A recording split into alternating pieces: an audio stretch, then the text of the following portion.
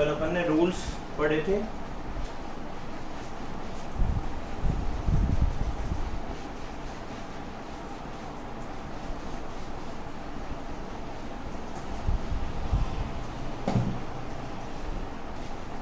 कल अपन ने basically rules पढ़े थे स्टार्टिंग के। आज अब उसके आगे का करना है अपने को टॉपिक।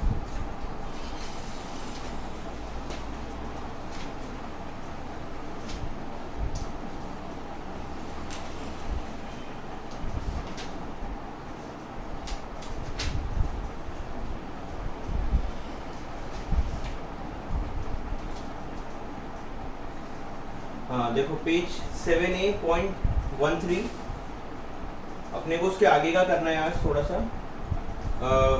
अब कल जो रूल पढ़े थे वो थे ब्रिटिश अकाउंटिंग के हिसाब से, ब्रिटिश रूल्स के हिसाब से। मैंने आपको बताया था ब्रिटिश ट्रेडिशन के अंदर कैसे चलता है। टोटल उनके 3 टाइप के अकाउंट होते हैं। एक पर्सनल अकाउंट,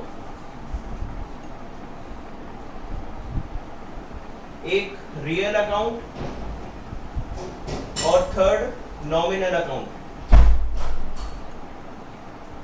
ये है ब्रिटिश सिस्टम, ये इसको अपन बोलते हैं ट्रेडिशनल सिस्टम।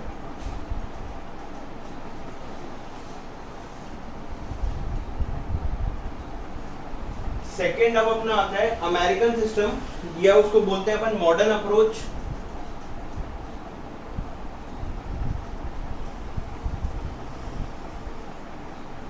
मॉडर्न अप्रोच के अंदर क्या होता है, मॉडर्न अप्रोच के अंदर ये 3 अकाउंट को 5 अकाउंट के अंदर अपन डिवाइड करते हैं। Personal account, real account, nominal account, ये 5 अकाउंट में डिवाइड हो जाएंगे। 5 अकाउंट में डिवाइड किस तरीके से होंगे? कैपिटल अकाउंट, ये भी अपन ऑलरेडी पढ़ चुके हैं एक बार। Capital account, asset account, liabilities account,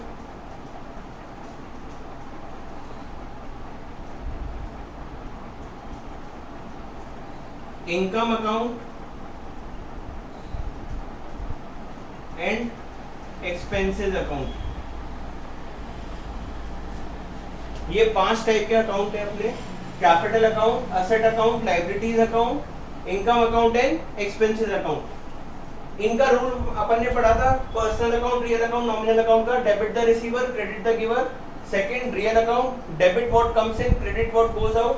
third nominal account, debit on expenses, credit on income. ये तो 3 अलग रूल हो गए। अब कैपिटल अकाउंट, असेट अकाउंट जो मॉडर्न अप्रोच है, मॉडर्न अप्रोच के अंदर अपने रूल्स किस तरीके से चेंज होंगे? अपन अकाउंटिंग एंट्री करेंगे उनके नेचर के अकॉर्डिंग। नेचर के अकॉर्डिंग मींस कैपिटल अकाउंट, सबसे पहले कैपिटल अकाउंट। कैपिटल अकाउंट का नेचर क्या होता है? क्रेडिट। कैपिटल अकाउंट का नेचर क्या होता है? क्रेडिट। देन असेट अकाउंट का नेचर क्या होता है? डेबिट। लायबिलिटी अकाउंट का नेचर क्या होता है? क्रेडिट। इनकम अकाउंट का नेचर क्या होता है? क्रेडिट। एक्सपेंसेस अकाउंट का नेचर क्या होता है? डेबिट। तो अगर मैं इनको सेम इनके नेचर के अकॉर्डिंग कोई इफेक्ट दे रहा हूं, अगर मैं इनको इनके नेचर के अकॉर्डिंग ट्रीटमेंट दे रहा हूं, तो ये इंक्रीज हो जाएंगे। इन सब के अंदर ये क्या होंगे? इंक्रीज हो जाएंगे। मतलब अगर कोई एसेट अकाउंट है और एसेट अकाउंट को मैं डेबिट कर रहा हूं, तो डेबिट करने से क्या होगा? वो इंक्रीज हो जाएगा। वाइसा वर्सा, अगर मुझे उसको डिक्रीज करना है तो क्या करना पड़ेगा? क्रेडिट। कैपिटल अकाउंट इंक्रीज करना है तो क्रेडिट, अगर मुझे उसको डिक्रीज करना है तो क्या करूंगा? Debit.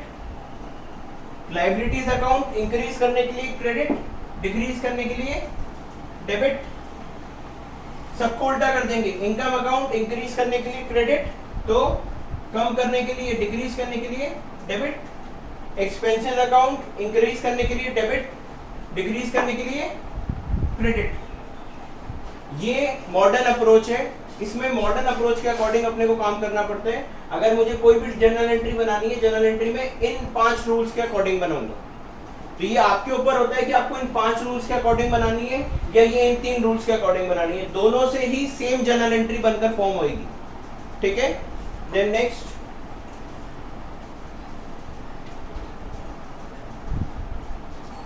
Next point is discount. ये चीज भी अपन कर चुके हैं। डिस्काउंट 2 तरीके के होते हैं। एक होता है ट्रेड डिस्काउंट, एक होता है कैश डिस्काउंट। ट्रेड डिस्काउंट को अपन अपने बुक्स ऑफ अकाउंट्स में रिकॉर्ड नहीं करते। सेकंड कैश डिस्काउंट को अपन अपने बुक्स ऑफ अकाउंट्स में रिकॉर्ड करते हैं। ट्रेड डिस्काउंट और कैश डिस्काउंट में क्या क्या डिफरेंसेस होते हैं ये आप लोगों को बहुत अच्छे से मालूम है, मैं अपन ने पूरा टॉपिक पढ़ा है इसके ऊपर, तो भी एक बार रिवाइज करा देता हूँ। ट्रेड डिस्काउंट को बुक्स में रिकॉर्ड नहीं करेंगे, कैश डिस्काउंट को बुक्स में रिकॉर्ड करेंगे, और कौन सा डिस्काउंट ट्रेड होता है और कौन सा ट्रेड डिस्काउंट क्यों दिया जाता है। ट्रेड डिस्काउंट दिया जाता है अपनी सेल को इंक्रीज करने के लिए, और कैश डिस्काउंट क्यों दिया जाता है, प्रॉम्प्ट पेमेंट के लिए। अगर मुझे पेमेंट लेना है प्रॉम्प्ट, तो मैं प्रॉम्प्ट पेमेंट के लिए क्या करूंगा, कैश डिस्काउंट ऑफर करूंगा, और अगर मुझे सेल इंक्रीज करनी है तो क्या करूंगा, cash discount offer trade discount offer करूंगा। अब जैसे कौन सा इसको प्रैक्टिकल फॉर्म के अंदर, न्यूमेरिकल फॉर्म के अंदर अगर अपन लें तो फॉर एग्जांपल कोई प्रोडक्ट है ऑफ ₹100 ईच,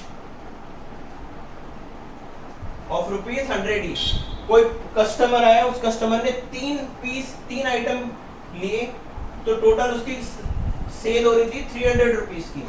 अब इस सेल को इंक्रीज करने के लिए उसने क्या करा, उसने इस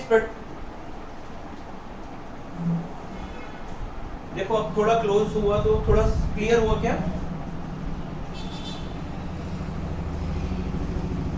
रिप्लाई फटाफट, सही है, ठीक है। अब उसकी सेल, टोटल सेल कितनी हो रही थी, ₹300। अब उसने उसको एक ऑफर दिया कि अगर आप ये 5 प्रोडक्ट खरीदोगे तो मैं आपको 10% का डिस्काउंट ऑफर करूंगा। तो अब उसने क्या करा, 3 आइटम की जगह उसने 5 आइटम परचेज करे, तो उसकी टोटल सेल हो गई ₹500 की, ₹500 की। अब जो प्रोडक्ट की प्राइस है, वो प्रोडक्ट की प्राइस ₹100 से कम हो गई, कितनी हो जाएगी, ₹90, क्योंकि उसने बोला था कि अगर 5 आइटम लूंगा तो 10% का डिस्काउंट मिलेगा।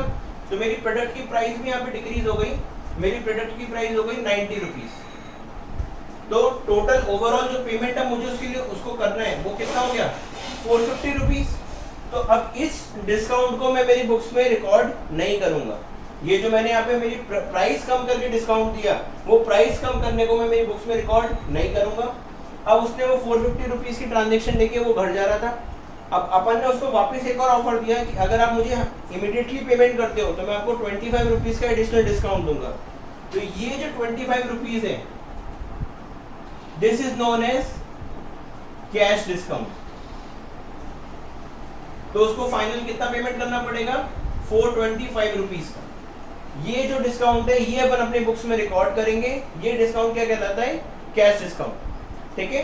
नाउ नेक्स्ट, एक सिंपल एक लाइन की टर्म है, simple entry and compound entry. Now what you mean by simple entry and compound entry, अगर कोई एंट्री सिर्फ 2 अकाउंट को इफेक्ट कर रही है, if any entry is affecting only 2 account, 1 debit and 1 credit, then it becomes a simple entry.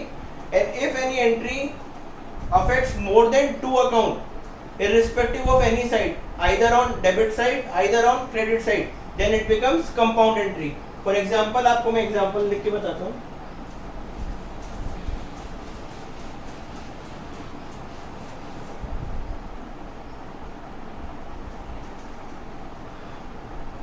Capital introduced in the business, entry will be cash account debit to capital account 10,000.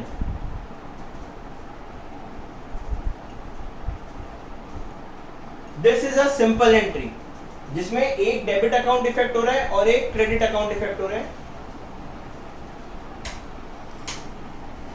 This will be a simple general entry जिसमें cash account एक आ रहा है और एक capital account आ रहा है, cash account debit to capital account. ये आपकी सिंपल जनरल एंट्री है।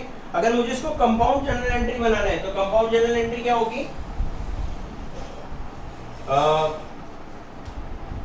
Goods purchased half in cash and half in credit. तो एंट्री क्या बन जाएगी आपकी, purchase account debit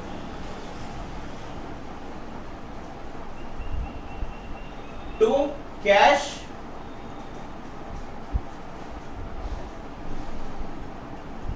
to vendor, purchase account debit to cash to vendor. अब इसमें मोर देन 2 अकाउंट इफेक्ट हो गए, टोटल 3 अकाउंट आ गए इसके अंदर, तो ये क्या बन जाएगी आपकी कंपाउंड एंट्री। ठीक है, ये आपकी सिंपल डेफिनेशन थी। आपके 1 मार्क्स के अंदर कई बार डेफिनेशन आती है कि what is a simple entry and what is a compound entry. तो simple entry means those entries which affect only two accounts, one on debit side and one on credit side. And second compound entry, compound entry means which affect more than two side, either on debit side either on credit side. मतलब 2-3 account debit side में भी आ सकते हैं भाई, 2-3 account debit side में 2 account आ गए, credit में एक ही आया, और या फिर ऐसा कि डेबिट के अंदर एक आया क्रेडिट में 2 आए। तो किसी भी तरीके से एंट्रीज बन सकती है। Now next,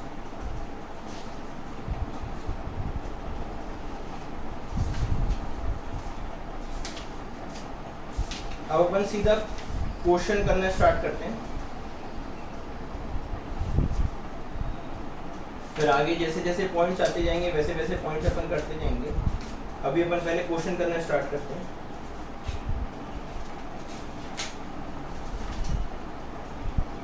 page 7A.58,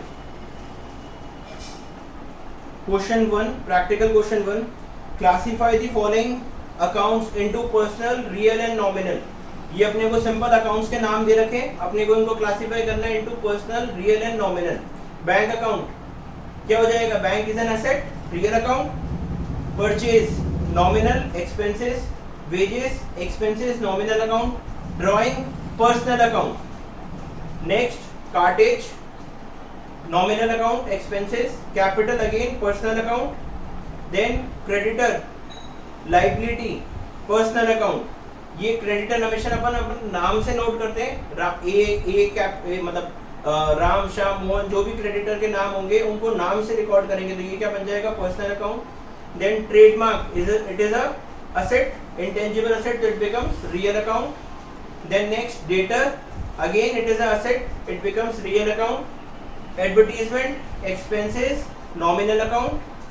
Salary outstanding, मैंने बताया था सैलरी आउटस्टैंडिंग कोई भी नॉमिनल अकाउंट के आगे प्रीफिक्स या सफिक्स लग जाता है, then it becomes personal account, then it becomes personal account. तो ये क्या हो जाएगा, रिप्रेजेंटेटिव पर्सनल अकाउंट हो जाएगा। Then next bad debts recovered, it is an income, nominal account. Cash asset, real account. Prepaid rent again representative personal account. Discount allowed, expenses, discount अपन किसी vendor को डिस्काउंट प्रोवाइड कर रहे हैं तो अपना क्या हो रहा है, एक्सपेंस हो रहा है, discount allowed expense, so nominal account. Stock asset, asset means real account. Then next bank charges, bank charges again expenses which are charged by bank, so it becomes nominal account. Interest on capital, income, again nominal account. Sales, sales your income, nominal account. Commission received, again your income, nominal account. ठीक है।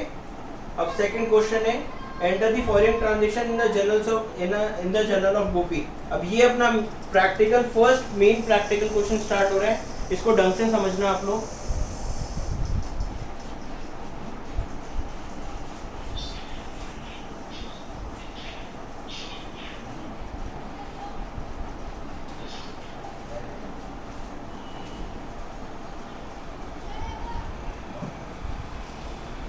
देखो सबसे first अपन format बनाएंगे proper, जो अपने accounting के अंदर जो फॉर्मेट दे रखा है उस फॉर्मेट के according.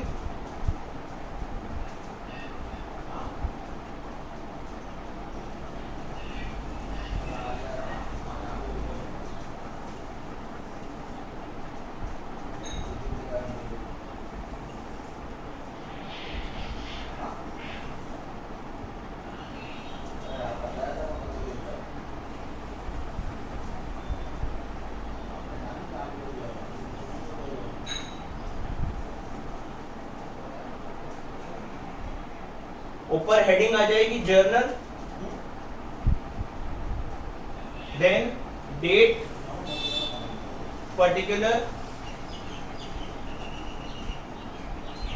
LF, debit amount and credit amount.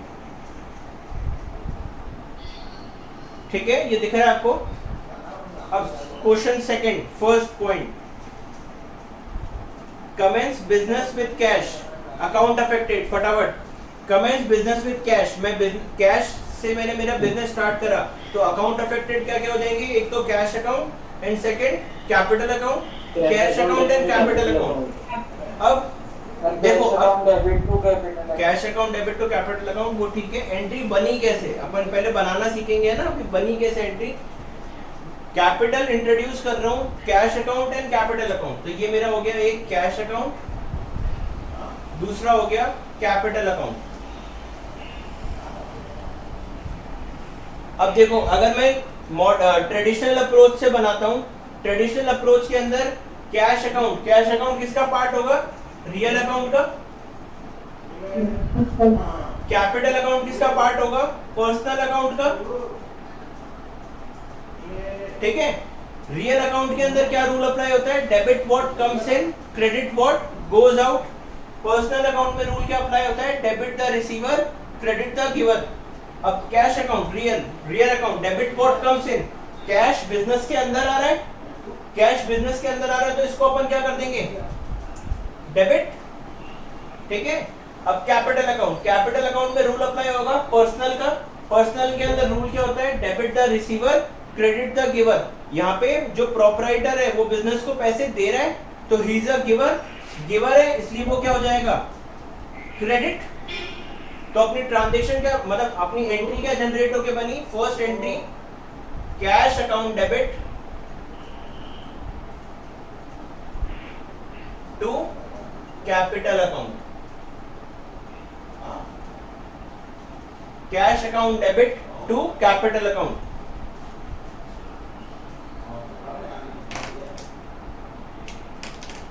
Cash account debit to capital account, अपने को अमाउंट क्या दे रखा है 40,000। तो जो डेबिट साइड का अमाउंट है वो डेबिट साइड वाले कॉलम के अंदर 40,000, और जो क्रेडिट साइड का अमाउंट है वो क्रेडिट साइड वाले कॉलम के अंदर 40,000। ठीक है, समझ आया। Cash account debit to capital account 40,000। देखो जर्नल एंट्री बनाने की प्रेजेंटेशन किस तरीके से होती है, इसी तरीके से जर्नल एंट्री बनेगी, ढंग से समझ लेना। सबसे पहले जो डेबिट वाली आइटम है वो डेबिट वाली आइटम को अपन नोट डाउन करेंगे। डेबिट वाली आइटम को नोट डाउन करने के बाद में यूं लाइन खींच के आगे लिखेंगे डेबिट में का सिर्फ डी और आर, पूरा डेबिट नहीं लिखना होता है, सिर्फ अपन लिखेंगे डी एंड आर, देन थोड़ा सा स्पेस छोड़ के फिर नेक्स्ट में आगे लिखेंगे टू कैपिटल, जो क्रेडिट वाली आइटम है। क्रेडिट वाली आइटम के आगे हमेशा वर्ड टू लगेगा, और जो डेबिट वाली आइटम है वो ऊपर ब्लैंक डायरेक्टली लिखेंगे अपन। ठीक है, तो ये जर्नल एंट्री का फॉर्मेट होता है। लेजर फोलियो का कॉलम आपको खाली छोड़ना है, फिर डेबिट वाला जो अमाउंट है वो डेबिट वाली साइड में ऊपर की साइड, और कैपिटल अकाउंट जो क्रेडिट आइटम है, क्रेडिट आइटम का अमाउंट क्रेडिट आइटम के अंदर थोड़ा गैप देके, देखो मैंने यहाँ पे गैप दिया है, अगर मैं जैसे लाइंस ड्रॉ करूं तो ये इस तरीके से बनेगा, ऊपर वाली लाइन के अंदर 40,000 और नीचे वाली लाइन के अंदर अगेन 40,000। ठीक है, अच्छा अब इसके लिए अपन नोट डाउन करेंगे नरेशन। अब एंट्री में अपन ने क्या करा है वो अपने को नरेशन से बताना पड़ेगा। नरेशन कैसे लिखेंगे, ब्रैकेट बनाया, आगे फर्स्ट वर्ड लिखा हमेशा बीइंग, और बिल्कुल शॉर्ट में 2 to 3 वर्ड्स के अंदर अपने को समझाना है कि अपन ने उस एंट्री के अंदर क्या करा है। सिंपल बीइंग कैपिटल इंट्रोड्यूस,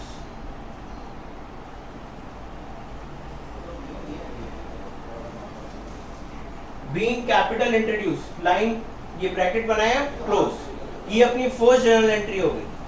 ठीक है, then next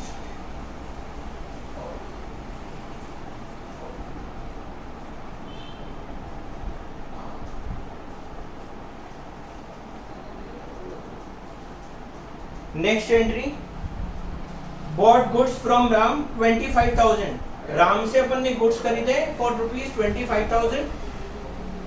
account affected, Ram and purchases, मैंने बताया था जब अपन सामान खरीदते हैं तो गुड्स को किस नाम से डिनोट करते हैं, परचेज अकाउंट से डिनोट करते हैं। तो अपनी एंट्री क्या हो गई, purchase account debit to Ram account. Account affected क्या क्या आ गए, एक परचेज अकाउंट आ गया और दूसरा राम अकाउंट आ गया। अब अगर मैं इसको वही मॉडर्न अप्रोच से काम कर मतलब ट्रेडिशनल अप्रोच से करता हूँ, परचेज अकाउंट एक्सपेंसेस है, एक्सपेंसेस में रूल किसका लगेगा, नॉमिनल अकाउंट का। नॉमिनल अकाउंट का रूल क्या होता है, डेबिट ऑन एक्सपेंसेस। तो अपन परचेज को तो कर रहे हैं डेबिट, तो मैंने ये परचेज को लिख दिया डेबिट साइड के अंदर, परचेज अकाउंट डेबिट। दूसरा मैं ये देखो इसके अंदर बॉट गुड्स फ्रॉम राम, केवल राम का नाम दे रखा है, नॉमिनल अकाउंट के साथ में पर्सनल अकाउंट का नाम आ गया विदाउट द वर्ड कैश, तो it will be a credit transaction. Credit transaction है तो दूसरा अकाउंट कौन सा किसका इफेक्ट होगा, राम का। Ram is a part of personal account, personal account पे रूल क्या लगेगा, debit the receiver credit the giver. Ram यहाँ पे गिवर है, राम अपने को गुड्स दे रहा है, गुड्स दे रहा है तो वो क्या हो जाएगा, क्रेडिट। तो एंट्री नोट डाउन हो गई, purchase account debit to Ram account, ठीक है। अमाउंट कितना आ जाएगा, 25,000, ये 25,000 डेबिट में और ये राम का 25,000 क्रेडिट के अंदर, ठीक है। Purchase account debit to Ram account. अब इसका भी नरेशन लिखेंगे, नरेशन क्या हो जाएगा, being goods purchased, being goods purchase, simple, ठीक है। समझ आया, फटाफट रिस्पॉन्स दो आप लोगों को, जो समझा रहा हूं वो समझ आया, विजिबिलिटी इशू के अलावा जो समझा रहा हूं वो समझ आया, ठीक है, good. Next, on 6 January sold goods for cash, sold goods for cash, तो अपनी अकाउंट अफेक्टेड कौन कौन से हो गए, एक तो कैश एंड सेकंड गुड्स। तो कैश एंड गुड्स, अब गुड्स को जब अपन सामान बेचते हैं, बेचने के टाइम के ऊपर गुड्स को अपन क्या नोट डाउन करते हैं, सेल्स। तो अपने अकाउंट अफेक्टेड क्या क्या हो जाएंगे, तो कैश और दूसरा सेल्स, कैश और sales. Cash is a part of real account, real account पे क्या रूल लगेगा, debit what comes in, cash business के अंदर आ रहा है तो कैश तो क्या हो जाएगा, डेबिट, ये मैंने लिखा कैश अकाउंट डेबिट। अब नाउ दूसरा sales, sales is a part of nominal account, nominal account है उसमें रूल क्या अप्लाई होगा, debit all expenses credit all income. Sale अपने लिए इनकम है, इनकम है तो वो क्या हो जाएगी, क्रेडिट हो जाएगी। तो ये मैंने लिखा टू सेल्स अकाउंट, अमाउंट कितना है 16,000, तो ये सामने आ गया अमाउंट 16,000, ठीक है। अब नीचे नरेशन लिखेंगे, being goods sold,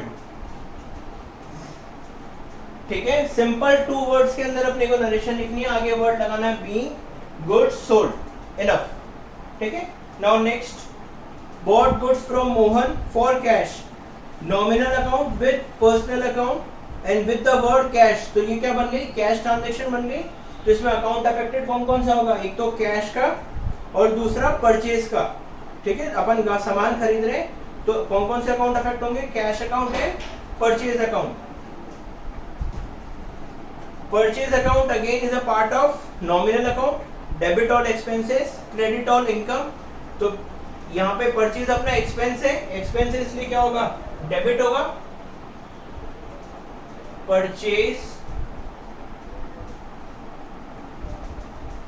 account debit. Now cash, cash is a part of real account, real account में क्या रूल लगता है, debit what comes in credit what goes out. Upon cash में परचेज कर रहे हैं तो मेरे पास से कैश जा रहा है, कैश जा रहा है तो क्या हो जाएगा, क्रेडिट। तो purchase account debit to cash account, कितने का, 8,000,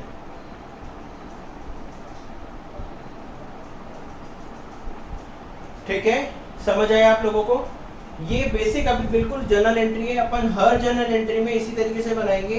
पहले अपन अकाउंट अफेक्टेड निकालेंगे कि कितना अकाउंट, कौन कौन से अकाउंट अफेक्ट होंगे, देन वो किस से बिलोंग करते हैं उसका रूल अप्लाई करके फिर अपन जर्नल एंट्री फॉर्म करेंगे, ठीक है। Now next, bought furniture 10,000, furniture real account and दूसरा cash again real account, debit what comes in credit what goes out.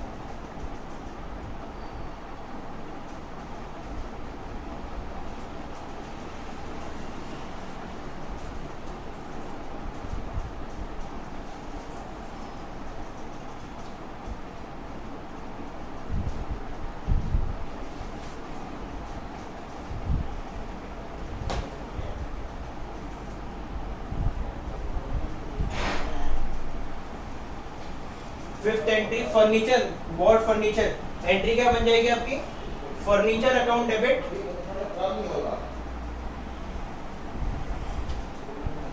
To cash account. Narration note कर लो हाथ हाथ, बीइंग फर्नीचर परचेज्ड,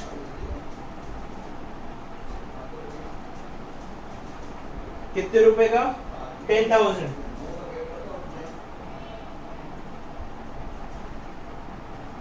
ठीक है, समझ आया। Next, paid cash to Ram, Ram account and cash account, entry क्या बन जाएगी, राम अकाउंट डेबिट। यहाँ पे राम रिसीवर है, तो रिसीवर है इसलिए राम को क्या करेंगे, डेबिट करेंगे, और कैश अपने पास से जा रहा है इसलिए cash account debit, Ram account debit to cash account. Cash क्या हो गया, क्रेडिट हो गया, और राम क्या हो गया, डेबिट हो गया। अमाउंट कितना हो जाएगा, 18,000।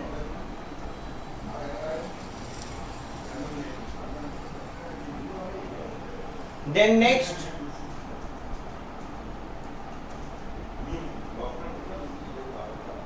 सोल्ड गुड्स टू हरी, अपन ने हरी को सामान बेचा, तो it is a credit transaction, इसमें कहीं भी कैश का वर्ड यूज नहीं करा, तो ये क्या बन गई, क्रेडिट ट्रांजेक्शन बन गई। तो sold goods to Hari, entry क्या बन जाएगी आपकी, Hari account debit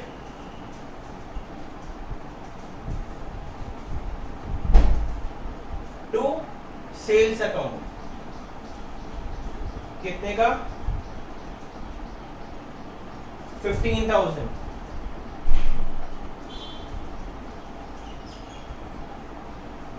Hari account debit to sales account 15,000।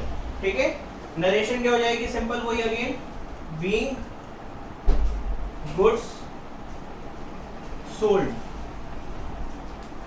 Being goods sold. ठीक है, then next, cash received from Hari, cash received from Hari, Hari से अपने को कैश रिसीव हुआ है, एंट्री क्या बन जाएगी, अकाउंट इफेक्ट कौन कौन से होंगे, एक तो कैश अकाउंट और एक हरी अकाउंट। एंट्री क्या बनेगी, cash account debit to Hari account, cash account debit to Hari account. Amount कितना आ जाएगा, 13,000।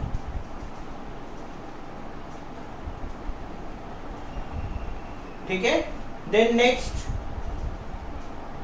Paid salary to Mohan. अब देखो, रियल अकाउंट जब अपन कोई एक्सपेंसेस देते हैं, एक्सपेंसेस में मोहन को दे रहा हूँ, सोहन को दे रहा हूँ, किसी से कोई मतलब नहीं है।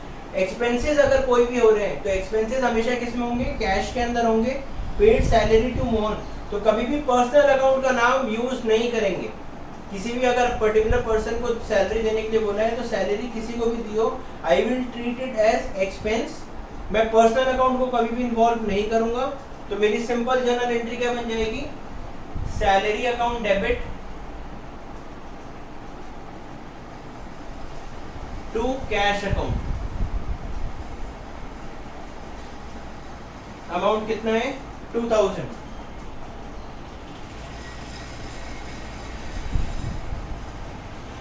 ठीक है, next, received commission, commission receive हो रहा है, कैश में होगा रिसीव,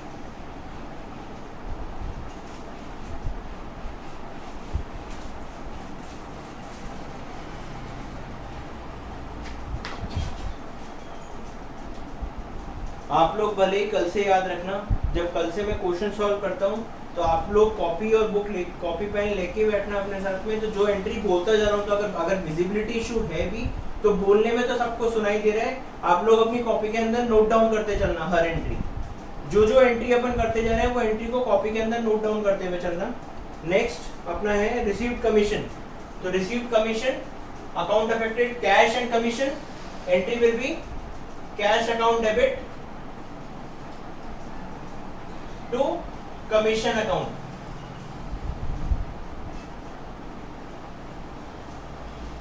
नरेशन क्या हो जाएगा, being commission received, being commission received. Amount कितना हो जाएगा इसमें, 500 रुपीज।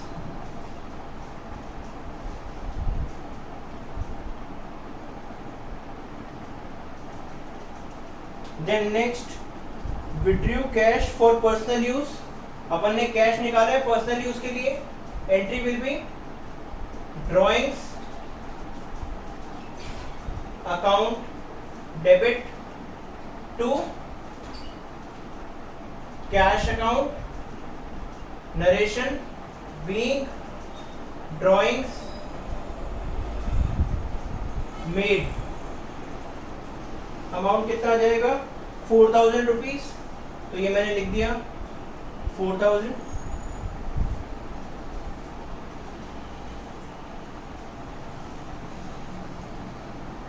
ठीक है, लास्ट एंट्री